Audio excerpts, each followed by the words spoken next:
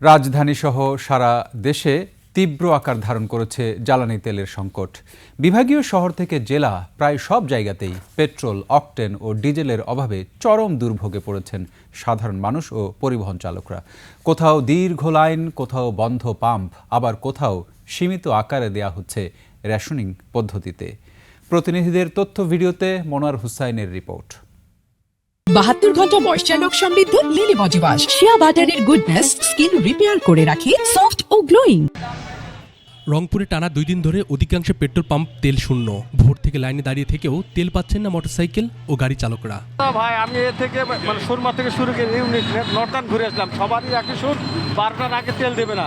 একই চিত্র কুষ্টিয়ায়। জেলায় 38টি ফিলিং স্টেশনের বেশিরভাগই তেলের সংকট। সরবরাহকারী প্রতিষ্ঠানগুলো অনিয়মিত সরবরাহে পরিস্থিতি আরও জটিল হয়ে উঠেছে। কোথাও কোথাও সীমিত তেল দেওয়া হলেও তা চাহিদার তুলনায় অনেক কম।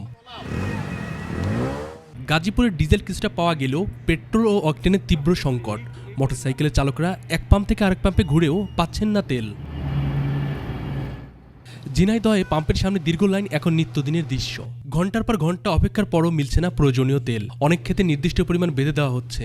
লাইনে বিশৃঙ্খলার অভিযোগও রয়েছে। সকাল 6:30টায় আসছি, এখানে লাইনে দাঁড়াইছিলাম র্যাব ক্যাম্পের ওই জায়গা থেকে এই 7 ঘন্টা লাইনে আছি। স্থানীয় কিছু প্রভাবশালী লোক, তারা নেতাবর্গ পর্যায়ের লোক, তারা ওই 10 জন 20 জন 50 জন করে সাইকেল নিয়ে তারা এই তেল নিয়ে চলে যাচ্ছে। মেহেরপুরের পরিস্থিতি আরও ভয়াবহ।